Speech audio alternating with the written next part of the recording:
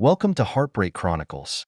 Outside the window, Boston's winter evening had descended, the sky a deep blue-gray, the streetlights already on, the dim light shrouding everything in a layer of haze.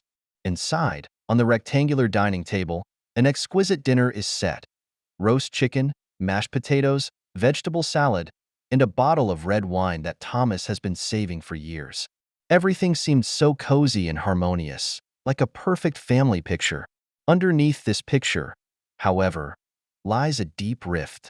Thomas, a well-known criminal defense attorney in Boston, is well known in the industry for his keen insight and excellent advocacy skills.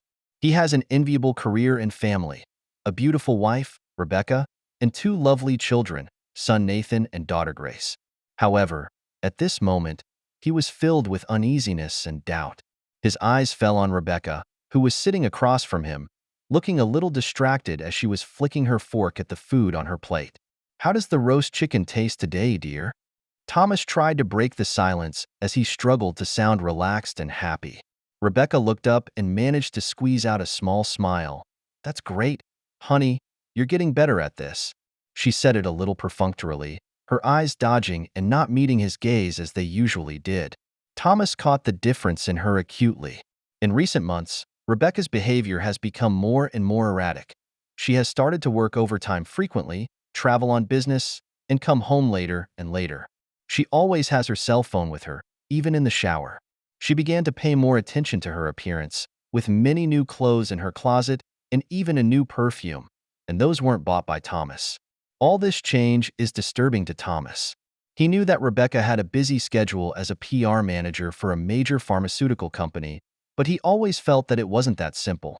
He begins to secretly watch Rebecca's every move, trying to find some clues. He tried to remember when it all became subtle. About 2 months ago, Rebecca suddenly asked to replace her cell phone, citing a lack of storage space on her old phone. The new phones are set up with complex passwords and have fingerprint unlocking turned on.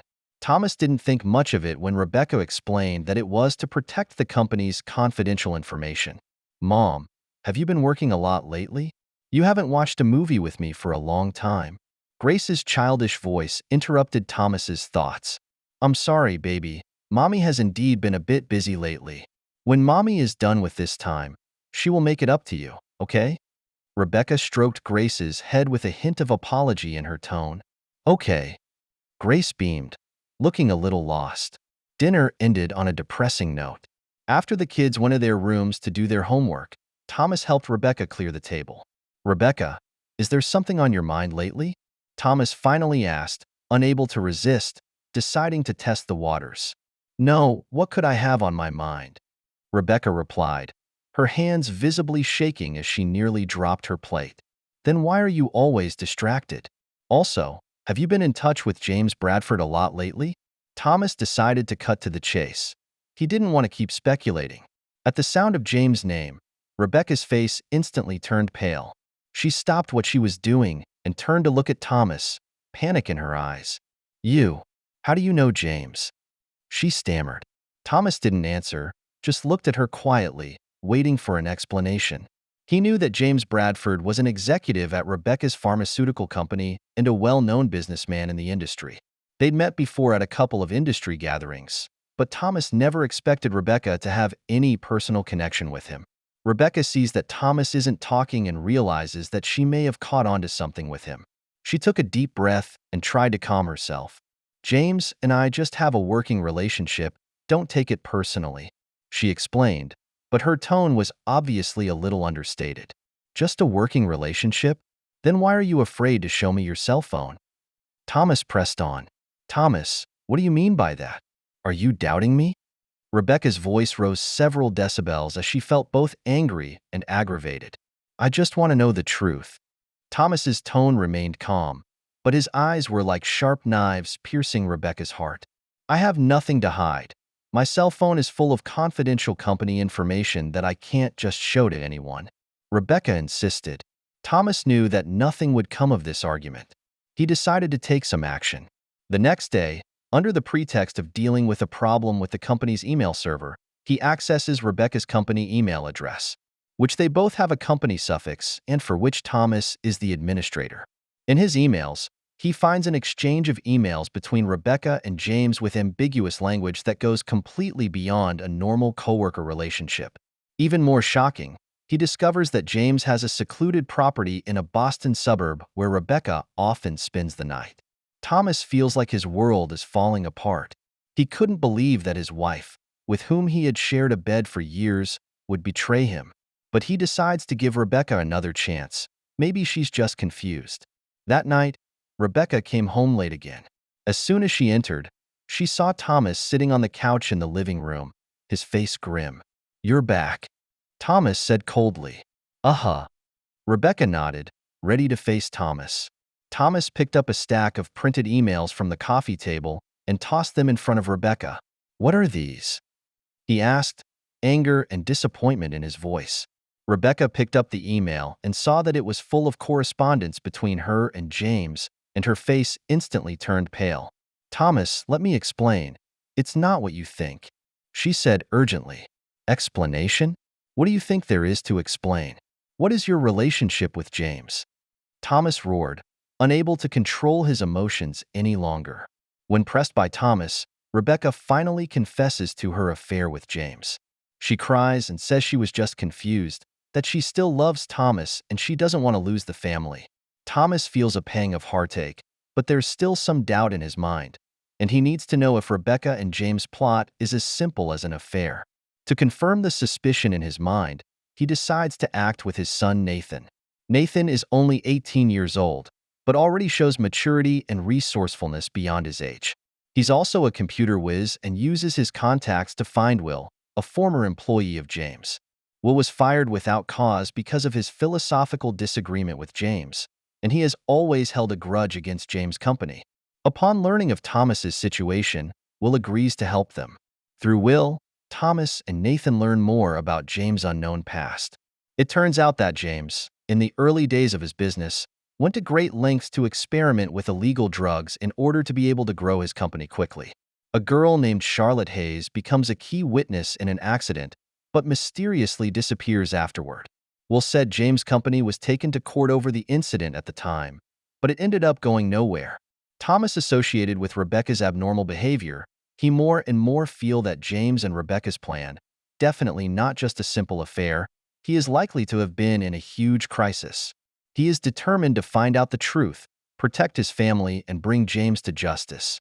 Thomas felt as if he were in the center of a storm, surrounded by the unknown and dangerous. Rebecca's betrayal is already draining him, and the secret James is hiding behind it is even more chilling. He knew that he had to find out the truth as soon as possible, or he and his family would be doomed. The first thing he has to solve is how to learn James' connection to the case 20 years ago. He decided to start on the outside first and contacted Jack, the retired police officer who was in charge of the case back in the day. Thomas and Jack are college alumni, and although they haven't had much contact since graduation, they have talked to each other at several alumni gatherings. He made an appointment to meet Jack at a coffee shop as a friend and alumnus. "Jack, long time no see. How's your health these days?" Thomas chimed in, trying his best to sound relaxed and natural. "Thomas, it's really been a long time. You are a busy man? How come you are free to ask an old man like me out for coffee today?" Jack said with a smile.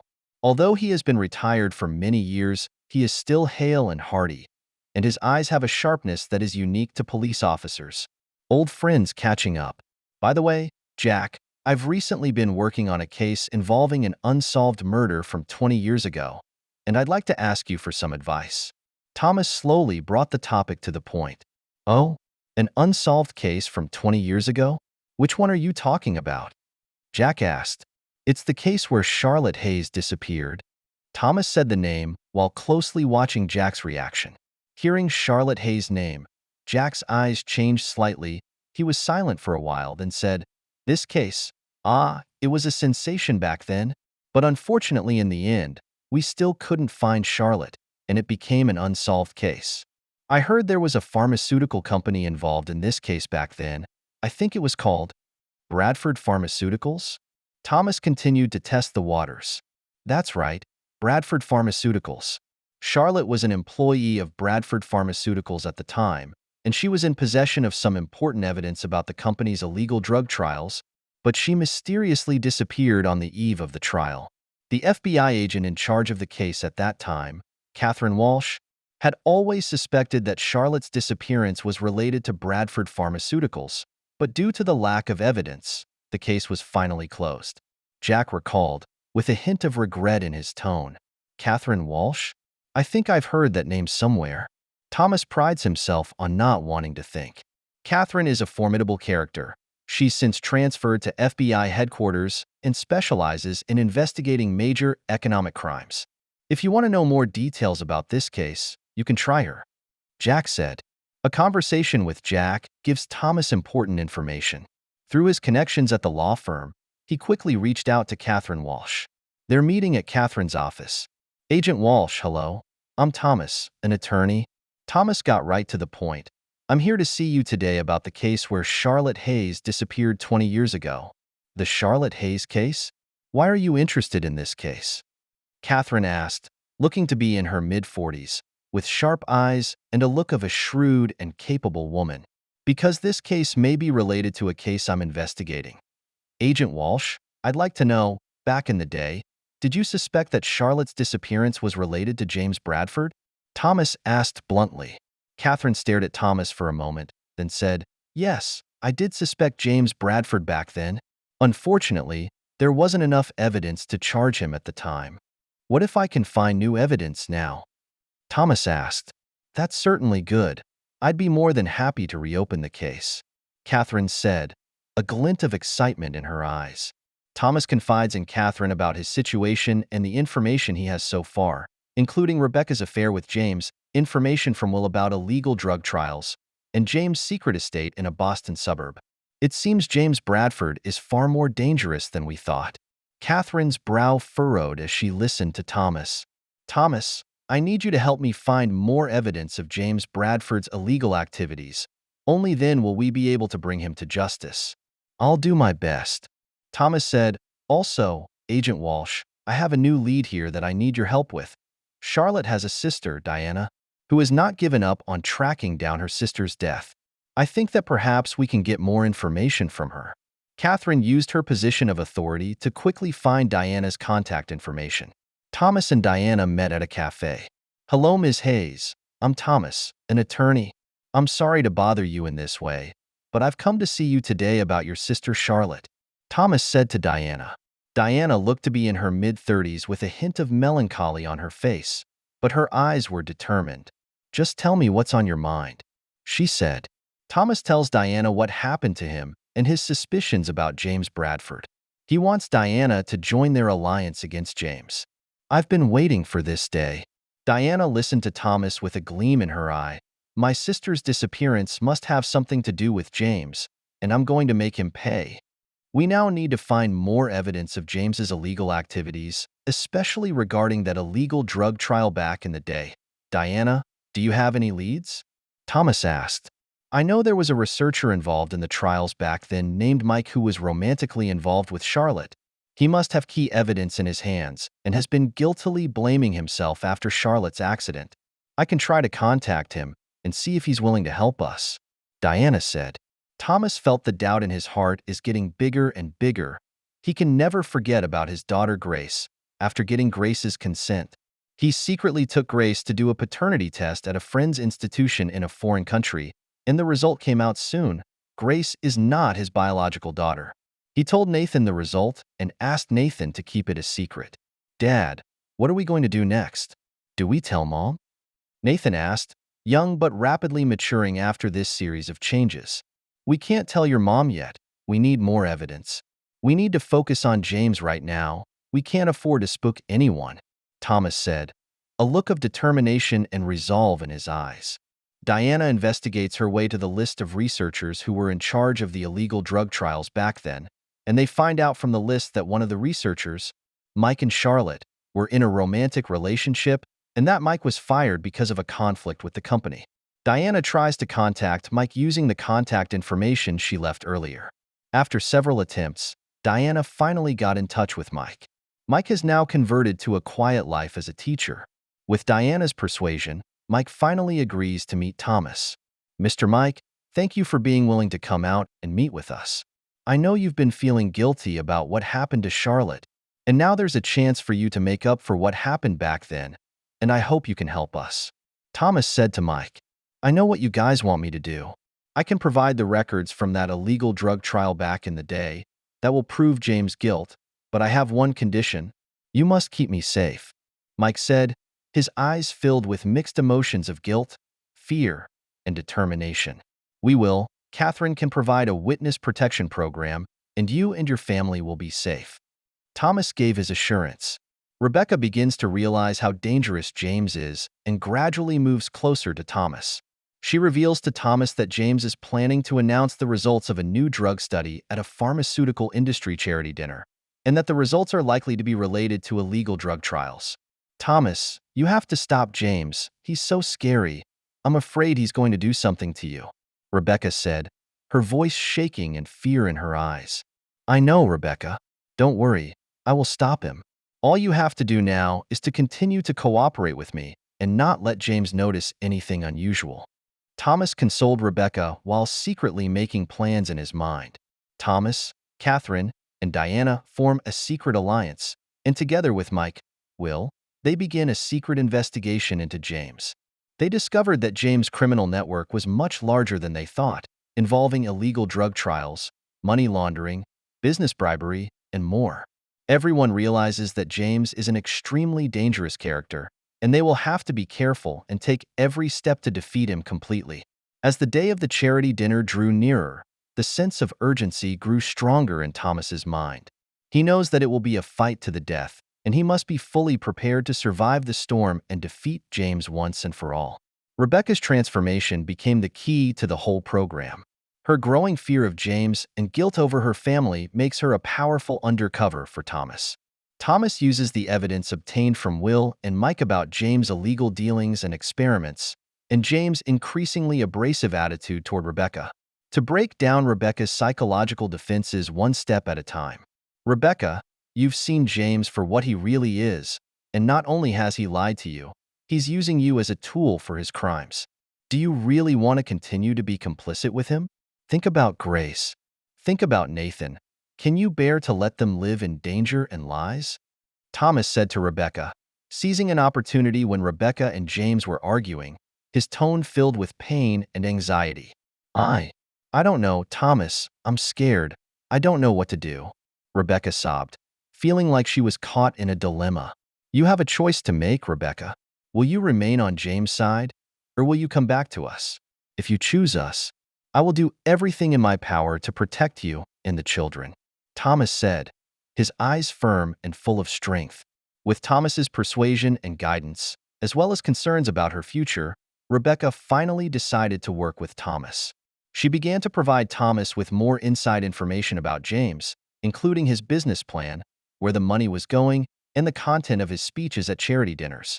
Thomas, this is the transcript of James' speech at the dinner where he mentions plans for the development of a new drug, Miracle, which is most likely based on those illegal drug trials. Rebecca handed Thomas a copy of the document, her hands trembling slightly. Thomas reads the speech carefully and realizes that James plans to announce a major breakthrough in the development of Miracle at the dinner and plans to bring it to market. Thomas realized that once Miracle went public, the consequences would be dire. He has to stop James before the dinner. Meanwhile, Thomas, through Rebecca, obtained more evidence of James's illegal activities, including a number of secret accounts and transaction records. Nathan continued to dig deeper into James' company with Will's help, and they discovered that James' company had long been defrauding government subsidies and investments by misrepresenting research and development expenses, falsifying clinical trial data, and engaging in illegal transactions with a number of other companies. Thomas's team begins to prepare for the final showdown at the charity dinner. They plan to expose James' crimes at the dinner and bring him to justice. Catherine uses her authority to covertly arrange for her FBI colleagues to be on standby at the dinner, ready to make an arrest at the critical moment. We have to make sure nothing goes wrong, Catherine told Thomas, Diana, Mike, and Will in a secret meeting. James is very cunning, and we can't give him any chance to get away. Rebecca's testimony will be key. and we need to make sure she doesn't back down under pressure. Thomas said it was Rebecca's condition that worried him the most. I'll talk to Rebecca again to make sure she understands what she's doing and the risks she'll be facing. Diana volunteered to take on this task, and being a woman, it was easier for her to communicate with Rebecca. To ensure the smooth execution of the plan, Thomas and his team rehearsed the course of action at the dinner several times. They modeled various possible scenarios and developed responses accordingly. They even had a backup plan in place, just in case. Remember, our goal is to expose James' crimes and bring him to justice. We can't act impulsively. Everything has to go according to plan, Thomas told team members after a preview. Meanwhile, Thomas does his best to conceal his actions in front of Grace and tries his best to maintain a facade of calm. He didn't want Grace to get too involved in this dangerous fight. "Dad, have you been busy lately? You seem to have a lot on your mind," Grace asked with concern, noticing Thomas's unusual behavior. "It's true that Dad has been dealing with a rather complicated case recently, but don't worry, Dad will take care of it. You just need to study hard and live happily." Thomas touched Grace's head and said with a smile. The day before the dinner, James seemed to sense something strange, and his attitude toward Rebecca became more brusque and guarded. "Rebecca, have you been hiding something from me lately?" James asked suddenly during one of the dinners, his eyes as sharp as a hawk's. No, what could I possibly be hiding from you?" Rebecca replied with forced composure, but her palms were already starting to sweat. "It's best not to. You should know that those who betray me will not end well," James said coldly, his tone full of threats. Terrified, Rebecca turned to Thomas for help. "Thomas, it looks like James has found something. What should I do?" she said anxiously on the phone. "Don't worry, Rebecca. Just stick to the plan and don't get ahead of yourself. We will be by your side to protect you." Thomas reassures her and tells her that everything is on schedule. The charity dinner was held as scheduled. James Bradford was dressed to impress and spoke at the dinner, bragging about his achievements in the pharmaceutical field and the bright future of his new drug, Miracle. Rebecca sits nervously on the stage, her palms sweaty. Thomas, Catherine, Diana, Mike and will hide in the crowd, waiting for the perfect moment. Everything went according to plan as James took the stage to talk about the development of Miracle and how it will benefit mankind. As planned, Rebecca secretly sends James' speech and some key evidence to Thomas on his cell phone in between James' speeches. However, accidents happen. James suddenly mentioned Grace towards the end of his speech. "Today, I would also like to thank my daughter Grace, who has always been my driving force. Grace, would you like to come up and share this joy with everyone?" James said with a smile, his eyes full of love, as if a real loving father. The sudden change caught Thomas off guard. His original plan was to come forward and expose James' crimes when Rebecca came on stage to testify against him after James' speech. But now, out of the blue, James invites Grace on stage, which upsets his plans. Grace was clearly taken aback by the sudden invitation as well, and she froze, unsure of what to do. Rebecca looks nervously at Grace as she wonders why James has suddenly made this decision. Thomas realizes that he can't wait any longer. He must act immediately to protect Grace and stop James' plot. He took a deep breath and stepped away from the crowd. "Wait." Thomas's voice rang out in the banquet hall like a thunderclap on a flat earth, breaking the originally lively and hypocritical atmosphere.